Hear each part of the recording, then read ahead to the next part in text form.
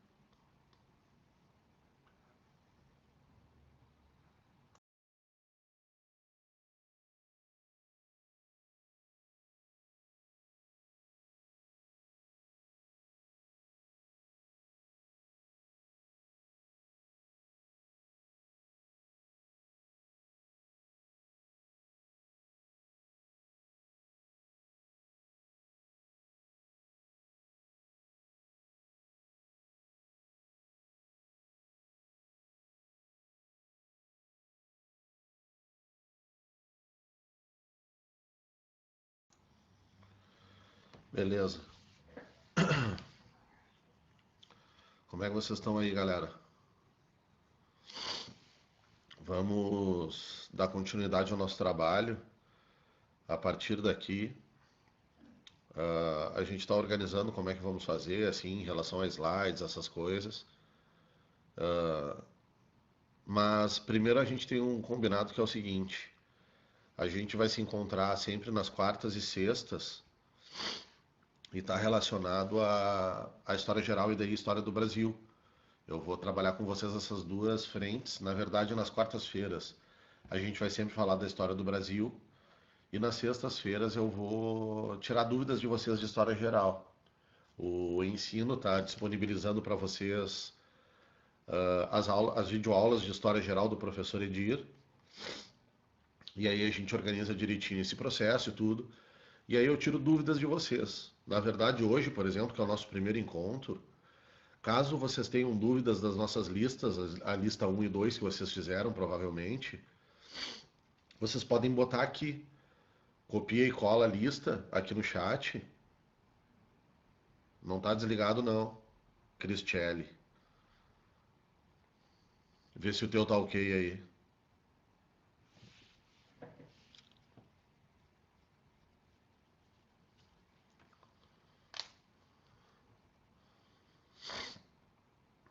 Ah, a galera tá ouvindo. Vai vendo se tu consegue organizar aí, Cristiele.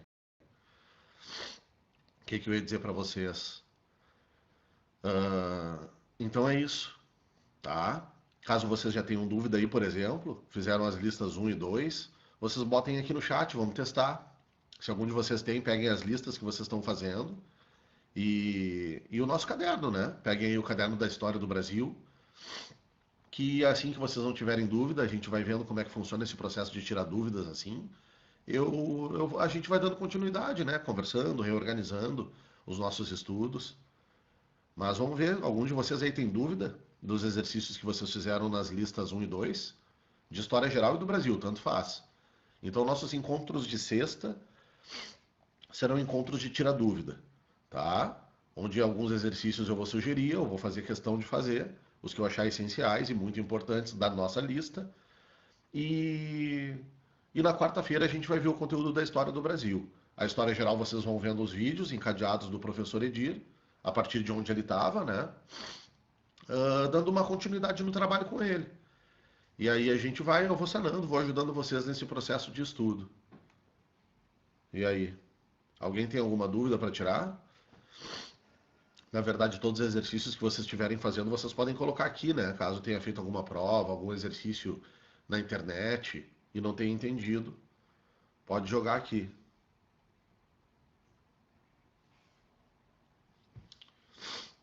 Ninguém tem nenhuma dúvida?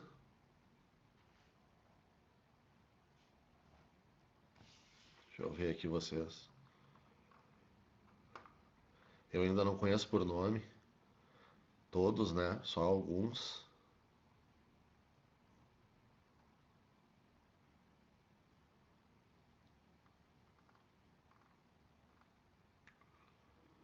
Bom, beleza, povo. Vamos dar continuidade então. Vamos começar com retomando o nosso conteúdo. Eu acredito que a gente terminou a nossa aula passada falando do processo do governo geral. Foi isso? Olhem aí para nós. Onde a gente viu os governadores geral, estávamos falando da chamada França Antártica, né? O processo da invasão. Isso. E aí eu lembro que a gente conversou e, e teve uma aluna. Eu estava falando com vocês do Duarte da Costa, que é lembrado por ser um mau administrador, né? Ele fez uma má administração porque dois elementos aconteceram no governo dele. O primeiro dos elementos que vocês devem ter anotado foi o processo do desentendimento com os jesuítas, e o segundo elemento foi o processo da invasão da França, a França ali no Rio de Janeiro, né? Chamado de França Antártica. E aí eu lembro que daí eu fui até o final, né? Quando eu estava falando da França Antártica, eu terminei ela. Isto é, eu mostrei o processo inicial de invasão e depois todo o processo de organização de expulsão dos franceses daqui. E aí eu lembro que uma aluna parou assim, e disse que ali no Duarte da Costa tinha havido a invasão, né? E é verdade, ali acontece a invasão. Só que eu terminei um conteúdo com vocês para ficar didático, né? Só que esse processo de expulsão deles de lá, a fundação da cidade do Rio de Janeiro e tudo mais, vem com um terceiro governador geral, um cara chamado Mendes Sá. Eu não quis ali no meio da fala sobre a França trazer um outro governador geral, para ficar quebrado, por exemplo, o quadro, né? Então ali eu fiz a França Antártica para vocês. Em 1675, na verdade 1665, acontece um processo de expulsão dos franceses. Então, a 67, né? A França Antártica vai de 55, 1555, a 1567. Então, se a gente calcular, dá 12 anos. 12 anos da presença francesa ali no Rio de Janeiro. Só que tem alguns indícios, por exemplo, que os franceses, efetivamente, do nosso território, porque eles fugiram lá para a região do extremo sul do Rio, vão ser expulsos somente, assim, vão embora efetivamente da nossa terra em 75, mas o final da França Antártica é 67. Essa é uma coisa, enfim, podem ficar tranquilo em relação a essa data. Antes disso, portanto, quem assumiu o governo do Brasil foi um homem chamado Mendes Sá. Ele foi o último governador geral que a gente cita para vocês. Quando eu comecei a aula de governo geral, eu falei para vocês que esse é o sistema que vai, galera, até o fim da história do período colonial. A única diferença é que a partir de uma coisa chamada União Ibérica, que a gente vai falar agora, os governadores gerais passaram a ser chamados de vice-rei. Mas é só uma questão de nome, né? Porque a função é exatamente a mesma. A partir de Salvador, esses caras vão comandar o nosso país, tá? Aí é o seguinte, Mendes Sá, ele é justamente lembrado, ele foi o governador que mais tempo ficou comandando o Brasil. Ele vai ficar durante uns 12, 13 anos. Ele fica toda a vida dele. Ao contrário daqueles governadores que ficaram 4 anos, ele vai ser um cara que vai governar durante a vida inteira. E em 1577 é que vai terminar o governo dele, só para vocês terem uma noção. Então ele assume o comando do Brasil e vai resolver os dois problemas que o Duarte da Costa criou. Ele vai organizar de novo as relações com os jesuítas. E a segunda marca do Mendes Sá foi o processo da expulsão dos franceses, a chamada França Antártica, né? O fim da França Antártica. Foi o sobrinho dele, galera, um cara chamado Estácio de Sá, que vai ser o fundador da cidade do Rio de Janeiro que eu falei para vocês. Acho que vocês anotaram que o Estácio de Sá fundou a cidade de São Sebastião do Rio de Janeiro em 1565. A partir, portanto, do Rio de Janeiro, os portugueses organizaram um processo de expulsão dos franceses. E uma outra marca que acontece nessa Confederação dos Tamoios, na invasão francesa, chama-se Confederação dos Tamoios. Os indígenas entraram nessa luta, alguns ao lado dos franceses e outro ao lado dos portugueses, e aí eles vão engrossar essa luta. Quando é que foi que Portugal conseguiu expulsar os franceses? E esse tema, por exemplo, ele é muito importante, porque ele está mostrando uma nova forma de enxergar, galera, de enxergar a história do Brasil. De modo geral, a história do Brasil foi sempre vista, a história das Américas, sob uma perspectiva eurocêntrica e um absoluto silenciamento das populações indígenas e africanas, né? O africano era um escravizado, era um objeto. O indígena, galera, eu não sei se a gente havia conversado sobre esse detalhe, por exemplo. O indígena nesse período aqui colonial, ele era visto como uma criança, galera. Era uma das formas de ver. Tu tinha duas formas europeias pejorativas de enxergar o índio. A primeira delas era o selvagem, né? Uma figura selvagem. Óbvio que houve num primeiro momento do contato aquela coisa edênica e tudo mais, e estaríamos, né, os europeus, no paraíso quando chegaram na América. Mas vocês lembram que essa visão logo mudou. A primeira perspectiva, então, é essa, a selvageria e, sobretudo, aquela coisa da antropofagia. E a segunda forma de enxergar a população indígena, povo, era, era através da ideia de que eles eram infantis. Eles eram crianças grandes, infantilizados, portanto. Uma das provas, por exemplo, que eles davam nessa argumentação era que os indígenas nem pelo tinham, né? Pela questão da natureza indígena, que você sabe que são pessoas realmente de menos pelos, né? Digo em peito, braços, essas coisas. Ah, os europeus então construíram essa ideia, tipo, não, não, eles são infantis. Eles estão num estágio infantilóide, é um ser humano, obviamente, que inferior. A partir disso, né, imagina uma criança grande. E aí a história então silenciava essas populações. De um tempo para cá se revê a história e a vitória de Portugal sobre a França e um momento inicial onde a França conseguia dominar aquela região ali do Rio de Janeiro, ela se deu muito, povo, pela participação desses indígenas. E uma das perguntas que vem na cabeça da gente quando a gente começa a falar sobre isso é o seguinte: por que que alguns indígenas ajudaram os franceses? Por que que alguns indígenas ajudaram, galera, os portugueses, né? E nesse primeiro momento, povo, houve uma união de povos indígenas, sobretudo apoiando a França. A questão é que os indígenas começaram a se opor, galera, à presença portuguesa no Brasil, que era uma presença agora diferente. O que que acontecia em termos econômicos na França Antártica? A França Antártica foi muito efêmera, galera. Ela ficou só 12 anos, então a gente não sabe efetivamente o que a França faria, aprofundando essa presença. Mas nesses só 12 anos, em meio a toda a bagunça que foi, uma das marcas que nós temos é um processo de comércio do pau-brasil, aquilo que a França já fazia através de contrabando, aquilo que Portugal fazia antes lá no pré-colonial que a gente conversou. E os portugueses já estavam no outro estágio, tu sabe bem. A partir já das capitanias hereditárias, e agora a gente já está falando mais ou menos de 20 anos de capitania hereditária, e agora já dentro do sistema de governo geral, era o processo já de escravização indígena e o plantio da cana. Então o indígena começa a se opor a essa presença portuguesa porque o português escraviza. Essa é a grande marca. Então o que que nós temos? Os indígenas começam a ficar ao lado dos franceses para lutar contra os portugueses, mas na verdade também estava por detrás a chamada Confederação dos Tamoios, a briga entre as tribos indígenas brasileiras. Vocês sabem que de modo geral a gente fala índio, a gente fala indígena, só que o que existe, galera, são centenas das chamadas nações indígenas, grupos que algumas vezes eram amigos e grupos que eram inimigos. E os indígenas, portanto, em combate, apoiavam-se em outros amigos, portugueses ou franceses, para lutar internamente as questões deles. Percebe a relação? Só que aí que está a relação, ó.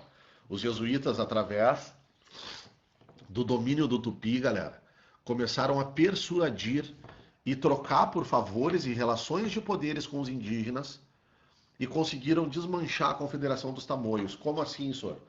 Os jesuítas começaram a negociar politicamente com os indígenas, galera. Os jesuítas começam então negociações, negociações, negociações.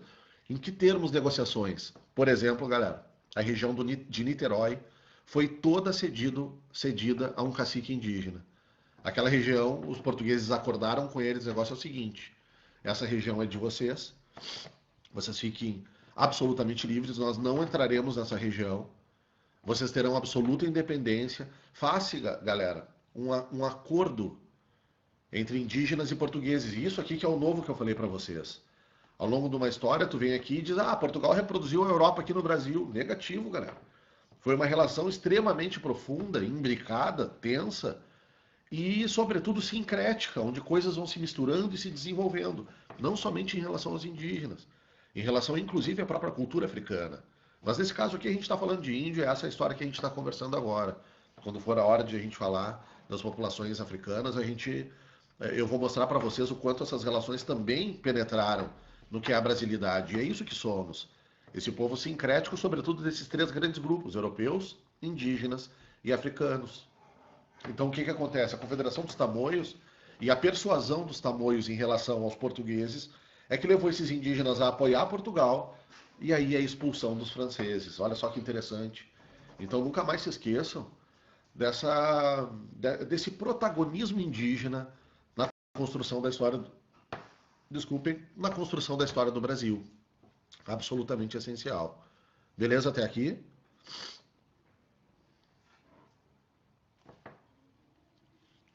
Alguma dúvida? Vou liberar o microfone e vou ver se alguém de vocês tem coragem de falar.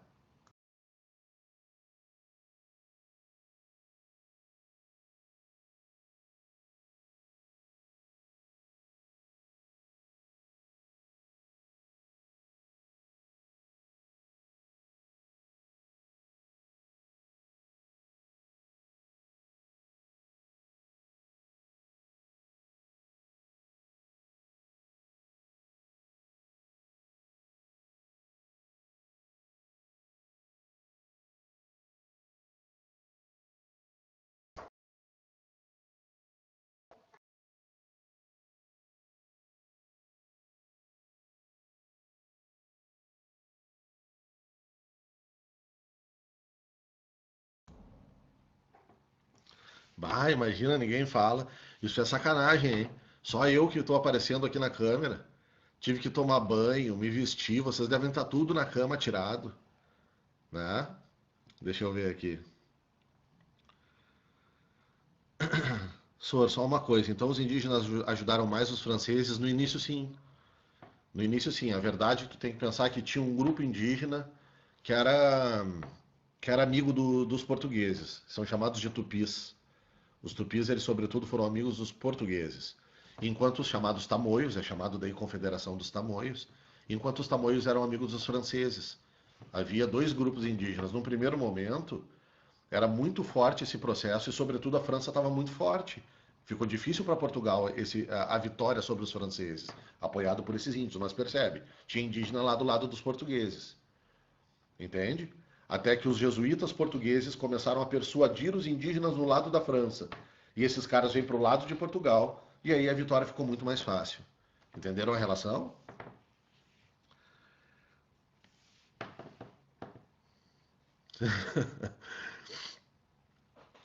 João Vitor tímido.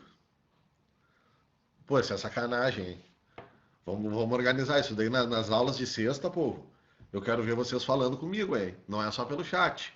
Já prepara a voz ali, ó. Toma uma pastilha, prepara a voz e vem pra cá comigo. Vamos ver aqui. Professor, só fiquei com uma dúvida na data do começo do governador geral do Mendes Sá. Professor, fiquei com uma dúvida na data do começo do governador geral Mendes Sá. Ah, o início do governo do Mendes Sá se dá em 1555, 56. Mas não precisa gravar essas datas, nem te preocupa, tá? É o iniciozinho dessa invasão francesa que se dá dentro do Duarte da Costa, e já Mendes Sá vai assumir o comando. A partir dos anos 58, 60, 65 e continuando até os anos 70 é a figura do Mendes Sá. E aí esse detalhe para vocês, né? Depois disso a gente não fala mais nenhum nome de governador geral. E como eu tinha dito para vocês em sala de aula, não nem esses três que são os famosos tradicionais governadores gerais que a gente conversa com vocês, nem esses três, galera, eles são cobrados mais em prova em termos de nome, assim. O que é cobrado para vocês de prova? Essas coisas que agora a gente conversou. O cara que criou a capital e a partir disso um processo de aprofundamento português, depois uma invasão francesa, ou então tensionamentos entre governador geral e jesuíta, não o nome em si do cara, mas as relações que acontecem.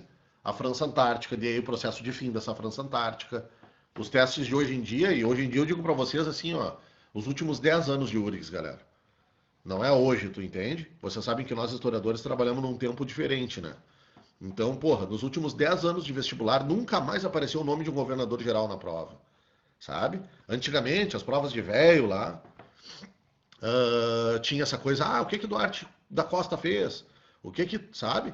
Mas nem se preocupa mais com relação à data e a nome especificamente. Mas, claro, esses três que são os famosos tradicionais governadores, a gente fala, não tem problema.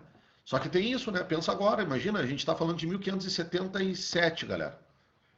A partir de 1577, tá? Eu peguei o final aqui do governo Mendes Sá. Até 1822. Tá, vamos pegar ali o período joanino, né? Quando Dom João vem para nossa terra. Até 1808. Não, vamos pegar 1822. Porque quando Dom João veio para o Brasil, continuou tendo o governador-geral, por exemplo, ao lado dele. Então, até a independência do Brasil, Brasil Império, a gente não fala do nome de nenhum governador-geral do Brasil. Então é uma coisa maluca essa historiografia, né? Essa escrita da história. Privilegiou os três primeiros, beleza mesmo, primeiro contato, primeiro momento em que esse sistema se desenvolveu no Brasil. E, e um segundo, né? A gente entende, mas depois simplesmente o sumiço. Aí é o seguinte, então vamos dar continuidade. O que que acontece após esse momento? Né? Que a gente não fala de governadores gerais, o que que acontece nessa história? Ao ponto da gente não ter mais essa importância, né? E passarmos a enxergar de outro jeito. Acontece algo que eu quero que tu anote aí, agora abrindo um novo tópico na nossa aula, chamado União das Coroas Ibéricas, galera. O que foi a União Ibérica? Entre 1580 e 1640, durante esses 60 anos, os espanhóis, galera, dominaram os portugueses. Acontece, e aí tu pode colocar embaixo dessa União Ibérica o outro nome que podemos chamar a União Ibérica. Os livros de Portugal, galera, eles não escrevem a palavra União Ibérica, a expressão União Ibérica. Os livros de Portugal escrevem dominação espanhola. Isso é uma questão de historiografia, né? É muito simbólica a diferença. União Ibérica, a gente pensa que as duas coroas se juntaram e todo mundo é amigo. Só que o que na verdade aconteceu, galera, foi uma invasão da Espanha sobre Portugal. E durante esses 60 anos aí, 1580, 1640, os espanhóis, galera, controlaram o Império Ibérico, controlaram Portugal e, consequentemente, óbvio, né, o Brasil, a África e a Ásia, os territórios portugueses. E esse é o momento, por exemplo, do esplendor da coroa espanhola. Imaginem que entre o final do século XVI e metade do século XVII, né, durante esse intervalo de 60, 70 anos, assim mais ou menos, pegando um pouquinho antes ali, não ainda União Ibérica, a Espanha, galera, era o império mais poderoso da humanidade. Era a grande nação europeia. A gente sempre pensa, né? Os ingleses, beleza, a Inglaterra estava lá, uma ilha organizadinha, começando a melhorar, começando a se desenvolver, mas, cara, não compara com a Espanha, pessoal. Era muito grandioso o Império Espanhol. Do mesmo modo, do outro lado do canal, né? Hoje construído. A França, né, povo? Claro, igualmente um grande reino e tudo mais, mas, povo, a Espanha nesse período aqui era absurdamente poderosa. Claro, já nesse mesmo momento começam os tensionamentos entre franceses e espanhóis e ingleses e espanhóis. Isso vocês vão conversar nas aulas de História Geral, quando tiverem aí na modernidade. Mas eu posso começar assim, só introduzindo para vocês. Esse episódio, não sei se vocês lembram, chama-se de Guerra dos 30 Anos. Entre 1618 e 1648, a França abre uma guerra tremenda contra os espanhóis. E a Inglaterra, galera, antes disso, inclusive, ainda em pleno século XVI, isso se deu a partir de 1580, começam os combates entre a França da Elizabeth, a grande rainha absoluta francesa, inglesa, e os espanhóis. Por exemplo, um processo de invasão inglesa na América do Norte e a fundação da chamada colônia em homenagem a Elizabeth, né, a Virgínia, porque ela era apelidada de Rainha Virgem. E aí o processo, por exemplo, de início da colonização na América do Norte por parte dos ingleses. Quando os ingleses invadem a América do Norte, povo, eles estão tensionando o Tratado de Tordesilhas e a hegemonia espanhola. Só para contextualizar com vocês, então esse momento da União Ibérica, agora que a gente entra, é um momento muito importante para a nossa história. Absolutamente importante. Ele absolutamente muda a história do Brasil. Por que motivo? Porque a dominação espanhola trouxe para o Brasil, galera, trouxe para o Império Português os inimigos da Espanha. E aí que está a grande treta.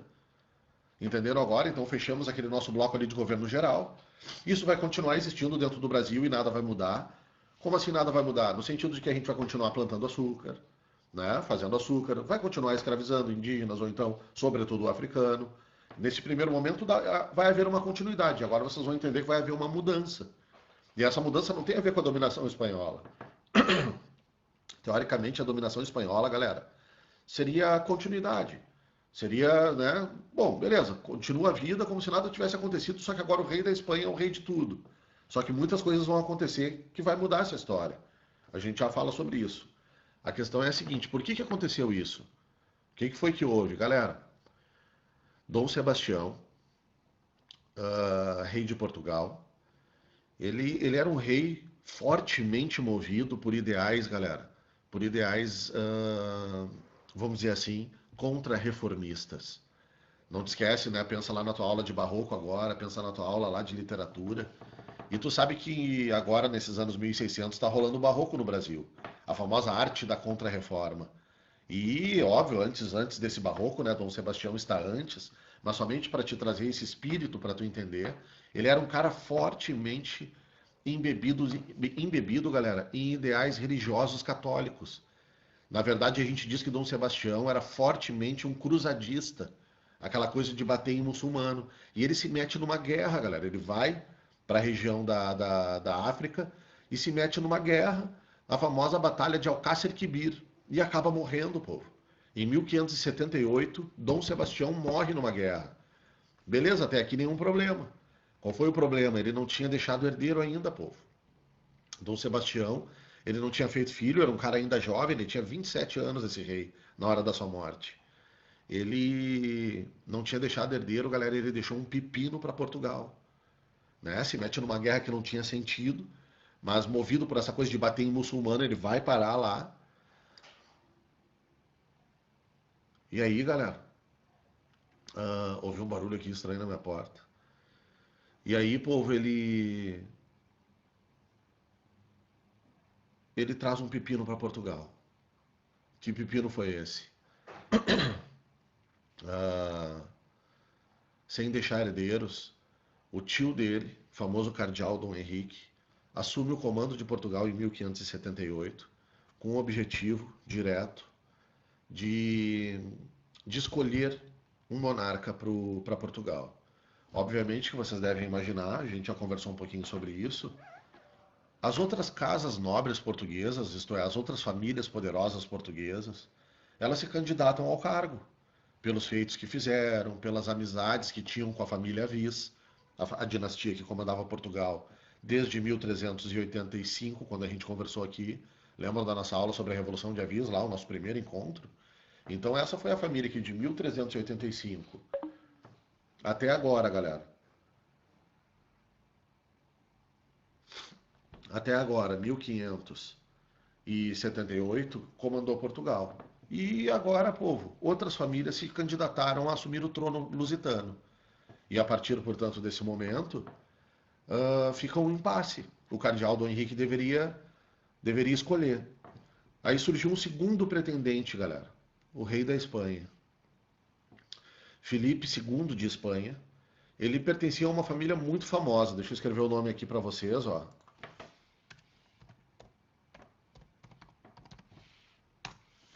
A chamada família Habsburgo, galera. Ela é uma família de origem austríaca, mas vocês sabem que esses reis todos se casavam, né? Essas famílias nobres, casavam uns com os outros, assim. E Filipe II de Espanha, rei da Espanha, era um membro da família mais poderosa europeia, a família Habsburgo. Só que ao mesmo tempo, galera, o Filipe II ele era parente do Dom Manuel, famoso Dom Manuel o Venturoso. Por essas mesmas relações de casamentos, ele era neto, galera. Ele tinha uma relação com o rei da história do Brasil, por exemplo, né, da descoberta ali. E aí, povo, eles...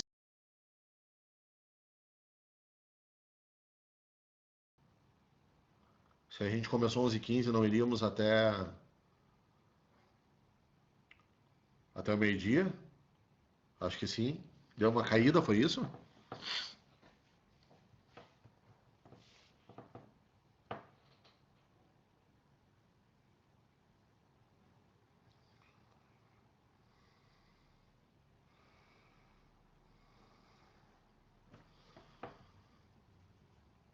Ah, tá, beleza.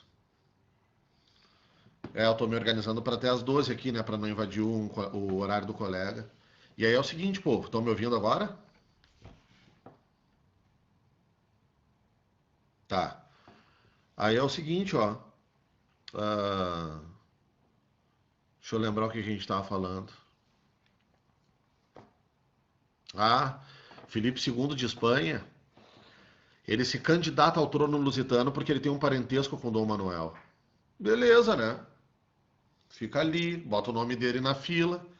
E o cardeal Dom Henrique, que assumiu o comando de Portugal, o tio do Dom Sebastião, não te esquece, né? Um aviso ainda no comando, né? Ele tinha como função escolher o sucessor. Haveria um processo de escolha. Ele era um senhor já, galera, e morre antes de fazer a escolha. A partir do momento em que ele morre, em 1580, Filipe II de Espanha, pessoal, invade Portugal. O nome do Filipe II de Espanha, pessoal, não era muito bem aceito. E é óbvio que tu entendeu o porquê que não era aceito. Obviamente que se tudo corresse como tinha que correr, alguma outra família nobre portuguesa tomaria o trono e inaugurar-se-ia uma nova dinastia. Isso seria o natural. Por que o Filipe II não seria aceito? Porque, cara, vai terminar a independência portuguesa, a Espanha vai dominar, vai virar tudo Espanha. E uma série de portugueses, galera, não tinha essa vontade, né? Porra, existe uma identidade lusitana, existe uma identidade portuguesa que deve ser seguida. E aí que vai vir esse processo de relação, esse processo de tensionamento. Quando morre o cardeal Dom Henrique, então, Filipe II, galera, ele pega o seu exército e invade Portugal. É por isso que a palavra União Ibérica é um eufemismo. Eufemismo que, cara, negativo. Não houve uma união, o que houve foi uma invasão espanhola e uma dominação espanhola. E aí a Espanha, povo, durante 60 anos, comanda Portugal e todo o império, América, África e Ásia. Perfeito? Sim ou não? Eu só fico vendo aqui, ó, alguém viu a sua webcam. Beleza. Aí é o seguinte, qual foi a grande consequência dessa história? A consequência dessa história, galera, para efetivamente e profundamente, foi um processo de invasão dos holandeses sobre o Brasil. Até agora, galera, os holandeses eram amigos de Portugal. Eram parceiros econômicos no açúcar, a gente já conversou sobre isso, tá? Sem a participação portuguesa, sem a participação portuguesa, pessoal, ah, desculpa, sem a participação holandesa, não haveria uma efetiva venda do açúcar na Europa. Os portugueses não tinham esses clientes. Os holandeses são os responsáveis por comercializar o açúcar. Eles investem dinheiro no Brasil e fazem um processo também de refino desse açúcar. Eles são parceiros essenciais. O que muda? Às vezes aí que vem uma confusão. Essa é a parte mais importante da nossa aula. O que muda que a Espanha invade, desculpa, que a Holanda invade o Brasil, se nós éramos amigos. Ah, foi uma questão de cobiça. Não, não foi. Foi justamente a União Ibérica. Porque a Holanda, galera, era inimiga da Espanha. Como agora o trono português e, consequentemente, o Brasil pertence à Espanha, a Holanda entra em choque com esse processo. Na verdade, esse choque, galera, ele nem foi feito pela Holanda, assim, imediatamente. A Espanha é que proibiu os holandeses de negociarem nos portos ibéricos. Óbvio, né? A Holanda travava uma luta, galera, contra a Espanha na Europa. Holandeses e espanhóis lutavam. Mas lutavam porque a Holanda queria se tornar livre da Espanha. A Espanha também dominava a Holanda, galera. O rei Filipe II era rei de Espanha e dos Países Baixos, região da Holanda, né? Olha o poder da Espanha, povo. Além de dominar todo o Império Ibérico que a gente conversou, havia dominações espanholas na própria Europa, por questões de hereditariedade e tudo mais. E a Holanda travava uma luta, galera, longa. A URGS já chamou assim, uma longa guerra, que eu dou um nome para vocês. Chama-se Guerra dos 80 Anos. Entre 1568 e 1648, holandeses e espanhóis lutavam. Na verdade, a Holanda lutava para se libertar, galera, da Espanha. Essa é a marca. Então, no momento em que a Espanha comanda esses portos ibéricos, a primeira coisa que a Espanha faz é, ó, podar a Holanda. Meu, tu luta comigo, tu não faz negócio comigo. E aí a Holanda diz, bom, só tem uma saída. Eu vou invadir o Brasil.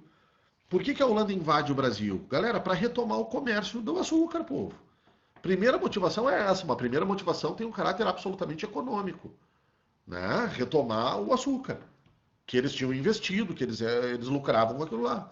E o segundo elemento, galera, é a própria briga com a Espanha. Cara, eu vou invadir esse lugar. Eu vou incomodar a Espanha. Enfraquecendo, inclusive, essa Espanha que está aqui na Europa lutando contra mim.